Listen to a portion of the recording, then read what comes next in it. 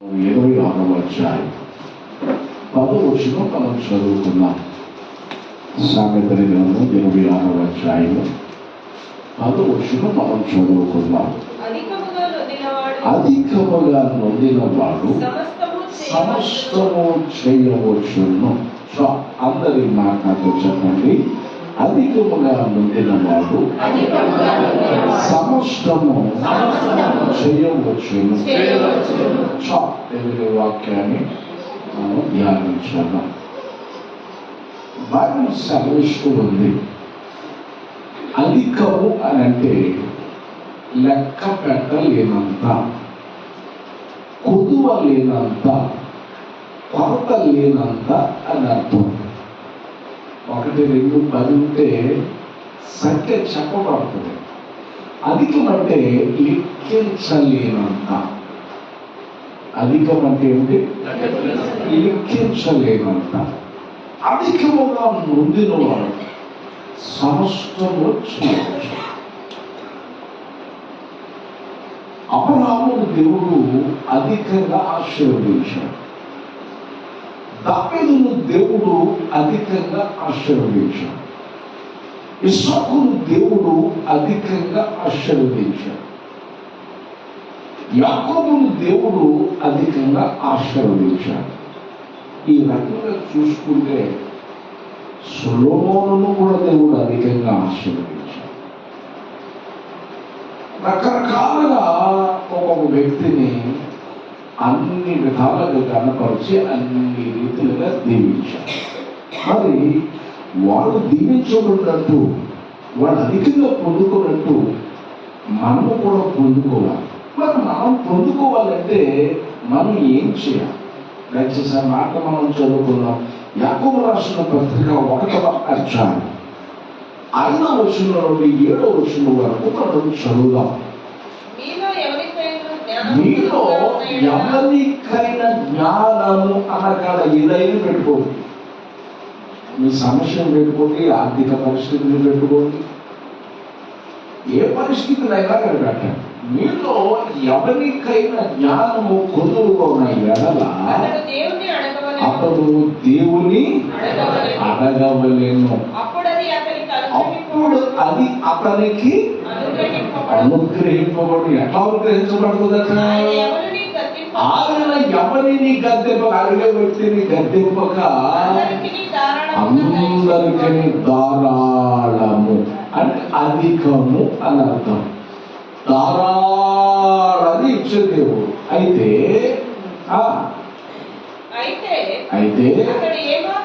అతను ఏమాత్రము సందేహింపక విశ్వాసముతో అడగవలెను.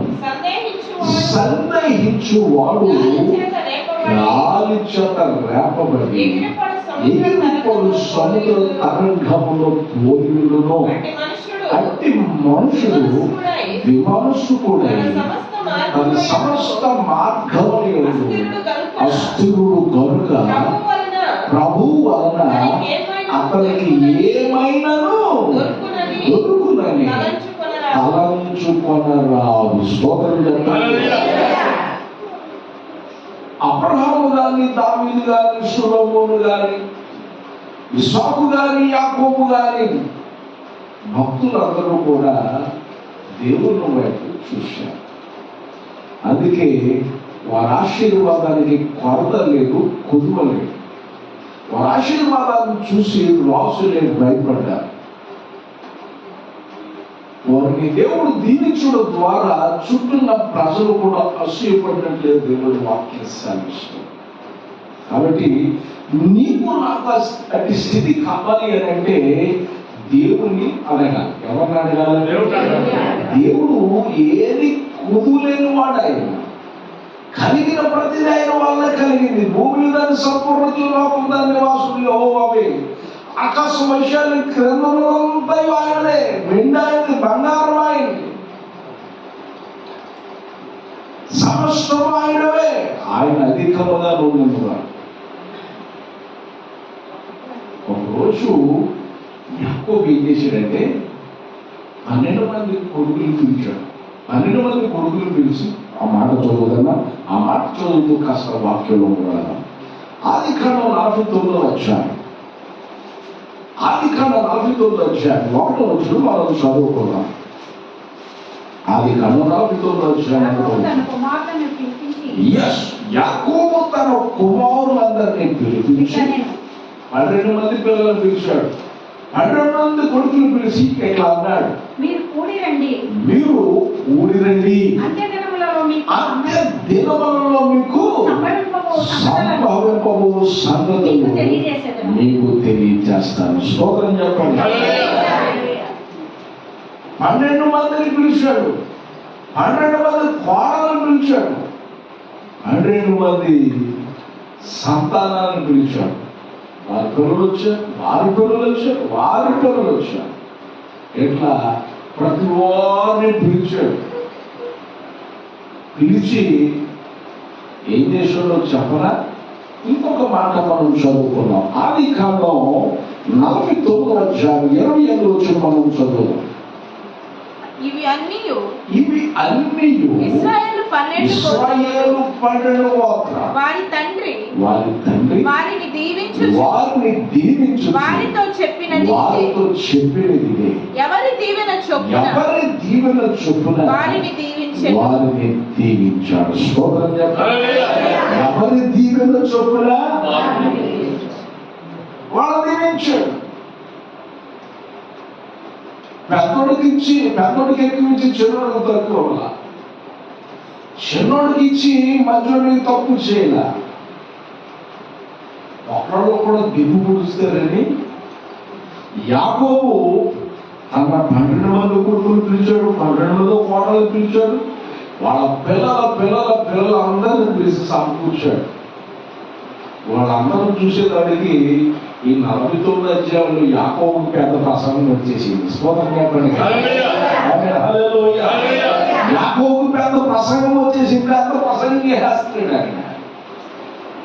చేస్తూ అంటాడు, పెద్దరా నీకు తప్పు చేసినా, రెండో వాడు నీకు తప్పు చేశారా, మూడో వాడు నీకు తప్పు చేశారా, నీకు తక్కువైందా అని అందరినీ పేరున అడిగాడు.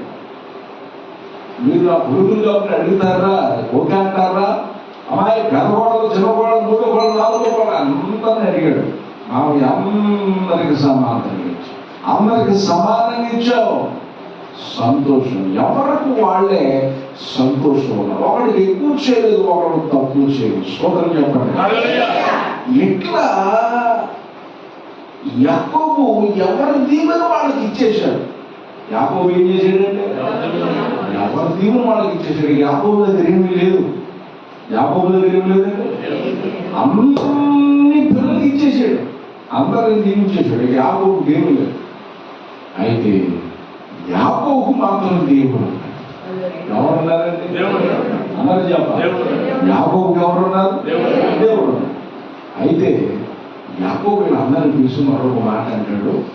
ఆదికాండం 40వ అధ్యాయం 3వ వచనం మనం చదువుకున్నాం. యోసేపును చూచి 11 కొడుకైన యోసేపుని పిలిచి అంటాడు. యోసేపుని చూసి యాకోబు అంటున్నాడు, కానాను దేశంలో లూసు అనే ప్రాంతంలో సర్వశక్తి గల దేవుడు నాకు కనబడి నన్ను ఆశీర్వదించాడు. స్తోత్రం చెప్పండి. హల్లెలూయా. ఈ 12 మంది నేను దీవించాను చూసావా, ఎవరు దీవెన వాళ్ళకి ఇచ్చాను చూసావా, ఇదంతా దేవుడి దగ్గర నుంచి వచ్చింది. ఎక్కడి నుంచి వచ్చింది? దేవుడి దగ్గర నుంచి వచ్చింది ఇదంతా. కాబట్టి ఎవరికి తప్పు చేయకుండా ఎవరి దీవెన చొప్పున వాళ్ళకి ఇచ్చేసా. ఈ దీవెన ఎట్లా వచ్చింది అనుకున్నా, ఒక్కడనే మిగిలిపోయా. నీవు నన్ను ఆశీర్వదిస్తే కానీ నేను నిన్ను వదిలిపెట్టనని మగసిరిగా దేవుడితో పోరాడాను. రాసుకోవడం చెప్పాలి. దేవునికి ప్రార్థన చేసి దేవుడితో పోరాడి జయం పొందాను. అందుకే ఎంత దీవెన వచ్చింది, ఎంత ఆశీర్వాదం వచ్చింది. నాకు దేవుడు కనబడి నన్ను దీవించేంత వరకు వదిలిపెట్టాల. స్తోత్రం చెప్పండి. అంటే యాకోబు ఏ పట్టు పట్టాడంటే ఉడుము పట్టు పట్టాడు. ఏ పట్టాడంటే చెప్పాలి గట్టిగా. మనం చదువుకున్నాం ఆది కాలంలో, మనం చదువుకున్నాం మన పాఠాల్లో. దొంగలట దొంగతనానికి వెళ్ళేటప్పుడు, రాజులు కోటలోకి వెళ్ళేటప్పుడు ఉడుముకి తాడు కట్టి గుడిసి కట్టి అది కోట మీద తీసేవాళ్ళట. అది ఎక్కడో చోట దాన్ని పట్టుకుని గట్టిగా పెట్టేదట. అప్పుడు దొంగలు తాడు పట్టుకుని పైకి ఎక్కువ. తెలుసుగా ఇది కథ, నాకు నిజంగా జరిగిందో అబద్ధంగా జరిగిందో తెలుసుగా తెలియదు, కానీ నేను చదువుకున్నా. అట్లా దొంగ ఊడని తీసుకెళ్ళేవాళ్ళట. ఊడని తీసుకుని దొంగతనానికి వెళ్ళేవాళ్ళట. ఊడు అంటే యాకోబు దేవుని సన్నిధిలో ఏం పట్టు పట్టాడు? దేవుని పాదాలనే చెప్పాలి గట్టిగా. మరి మన దగ్గర ఏం పట్టు ఉంది?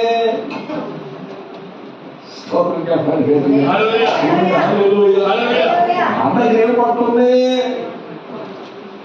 యేసయ్య పెడితేనేమో పెళ్లి వార్తలు పెట్టకపోతేనేమో ఈ దేవుడు ఏ దేవుడే, అన్ని కష్టాలు నాకే వచ్చినాయే, అన్ని తెప్పులు నాకే వచ్చినాయే, అన్ని బాధలు నాకే వచ్చినాయే, ఇటంతా నా తాడే బామయ్యి కలుస్తుంది అని అంటావా లేదా? చెప్పండి గట్టిగా.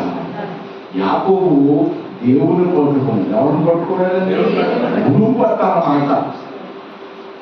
దీవించదాకా నేను వదలం. యాకోబు వెళ్ళాకున్నాను ఫోన్ చేయగా, నీవు నన్ను దీవించేదాకా కనబడిన దేవుని పట్టేసుకున్నాడు, కౌగిలించేసుకున్నాడు. అంటే ఎప్పుడో చిన్ననాటి ఫ్రెండ్ కనబడగా నేను పలానని నా దగ్గరకు వచ్చి చెప్పినప్పుడు ఎంతగా కౌలించుకుంటామంటే ఒకరికొకరు ఎత్తేసుకుంటాను. స్తోత్రం చెప్పండి. కనబడగా దేవుడు కనబడాడు. అతను ప్రార్థన చేస్తే కనబడిన దేవుని పోనీయట్లేదు, కౌలించేసుకున్నాడు, వాటే చేసుకున్నాడు, పాదాలు పట్టేసుకున్నాడు.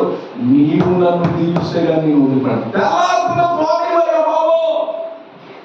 నేను వదిలిపెట్టను. స్తోత్రం చెప్పండి. ఆ ప్రార్థన ఉండాలా. ఇప్పుడు ప్రార్థన చేస్తే ఉడుపట్టు దేవుడు కనబడేంత వరకు ప్రార్థన చేశాడట.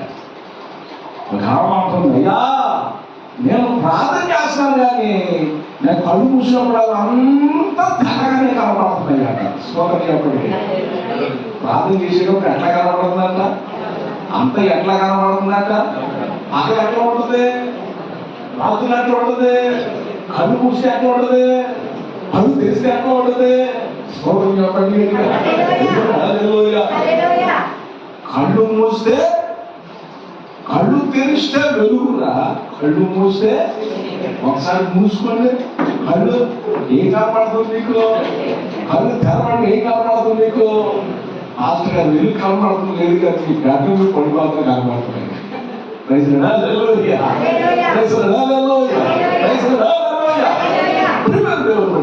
దేవుడు వాక్యం సర్వేస్తుంది. ఆలోచించాలి. యాకోబు ప్రార్థన చేస్తే దేవుడు కనబడ్డాడట. అడుగుతుంది, అయ్యా నేను కళ్ళు మూసుకుంటే నాకు తెల్లగా కనపడుతుంది, దీనికి నిదర్శనం ఏంటని అడుగుతాం. మళ్ళీ దర్శనం నేను అడుగుతానా? స్తోత్రం చెప్పండి. దేవుడు పిచ్చి పిచ్చి దర్శనం, పిచ్చి పిచ్చి కళ్ళు కాదు. యాకోబు ఉడుము కట్టుబట్టాడు, దేవుడే తన దగ్గరకు వచ్చాడట. దేవుడే అతను దీవించాడట. అతని చరిత్ర మొత్తం మారిపోయింది. చరిత్రను మార్చేశాడు దేవుడు. అందుకే దేవుని సన్నిధిలో ఉడుము పట్టాలి. దీవించేదాకా నేను వదిలిపెట్టను, నువ్వు ఆశీర్వదించేదాకా నేను వదిలిపెట్టను, నా చరిత్ర మార్చేదాకా నేను వదిలిపెట్టను. అయ్యా స్తోత్రం చెప్పండి. వచ్చిందంతా ఒక రాత్రిలో వచ్చింది కాదు. ఒక్కొక్కసారి నేను జ్ఞాపకం చేసుకుంటాను, అది దేవుని కొరకే చేయించింది కూడా. రాత్రి 11:30 మోకరిస్తే మరలా రాత్రి 11:30 దాకా ప్రార్థన చేసుకునేది. స్తోత్రం చెప్పండి. రాత్రి మరలా 11:30 దాకా ప్రార్థన చేస్తున్నాడు. ప్రార్థన చేస్తుంది, కంట్లో కాయలు వచ్చేసి, కురుపులు వచ్చేసి చూడలేకపోయేవాడు.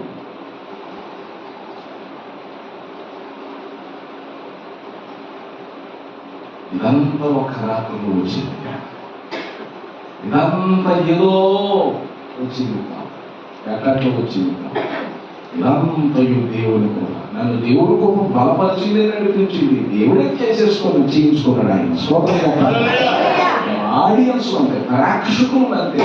దేవుడి కొరకు నిలబడిపించాడు, దేవుడిని నడిపించుకుంటాడు. దేవుడు వాక్యం సెలవిస్తుంది. ఆయన కనబడేంత వరకు ప్రార్థన చేశాను. యోసేపు ఎంతైనా దీవించబడ్డానికి కారణం ఇదే. ఎందరికి అన్నీ చేశా, కానీ నాకు కనబడిన దేవుడు నాతో ఉన్నాడు రా. స్తోత్రం చెప్పండి. నాకు కనబడిన దేవుడు నాతో ఉన్నాడు. మరి కనబడిన దేవుడు ఎటువంటి వాడు?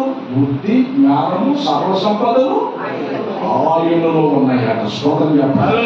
కాబట్టి ఆయన పట్టేసుకున్నాను రా, మరలా మీకు ఇచ్చేస్తాను, మరలా ఆయన ఉంటాయిరా. దేవుని పట్టుకున్నాను, మరలా యాకోబును బహుగా దీవించాడు. స్తోత్రం చెప్పాలి. యాకోబు దేవుడు ఏం చేశాడు? బహుగా దీవించాడు. ఆయన సమస్తమునకు ఆధారభూతుడు, సమస్తమును చేయగలిగాడు.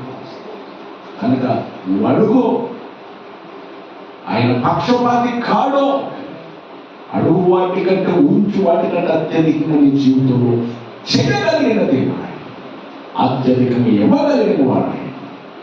కనుక బైబిల్ సాగుతుంది, యాకోబు ఎవరు దీవించుకుని వారు దీవించాడు, అధికంగా ఉందిన వాడు సమస్తమును చేయవచ్చు. ఎవరికి అన్యాయం చేయదు. యోగు కూడా అంతే. మొదటి ఆశీర్వాదప్పుడు ఆడపిల్లలకి శ్వాస ఇచ్చాడని రాయబడ్డా.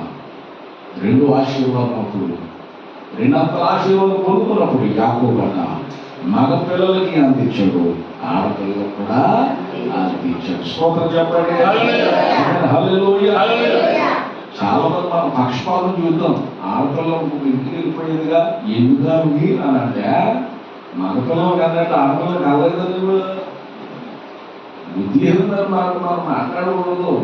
మన బిడ్డలు, మా పిల్లలు అడిగాను నేను, కీబోర్డు అబ్బాయి నేర్చుకుంటున్నాడు నాన్న, తమ్ముడు మీరు నేర్చుకుంటారా? తమ్ముడు గిటారే నేర్చుకుంటున్నాడు, మీరు నేర్చుకుంటారా అంటే వాళ్ళు అన్నారు మేము నేర్చుకున్నాం. ఆయనతో కూడా బిజీ పెట్టారు. మన పిల్లలకి అభిరుచులు ఉంటాయి కానీ ఆడపిల్లలకి అభిరుచులు ఉండవా? సమాంతరండి, సమాంతరండి. ఆడపిల్లలు పిల్లలైతే మన పిల్లలు కాదా? మన పిల్లలే మన పిల్లల అట్లా అనుకోకూడదు. పక్షపాతం మనం చూడకూడదు. స్తోత్రం చెప్పండి. హల్లెలూయా. యోగు ఆడపిల్లలకి శ్వాసం ఇచ్చాడు, మగపిల్లలు కూడా శ్వాస అధికంగా నొందాడు. దేవుని ద్వారా దేవుని మొరపెట్టి పొందుకోగలిగాడు. అధికముగా ఇచ్చేది కనుక అధికంగా ఇవ్వాలి అని అంటే మనం ఆయన్ని అడగాలి. ఆయన సమస్తమును కలిగిన వాడు కనుక మనం ఆయన్ని అడిగి మనం పొందుకుందాం. దేవుడి మాటలు దీవించును గాక. ఆమేన్. తల వంచండి, ప్రార్థన.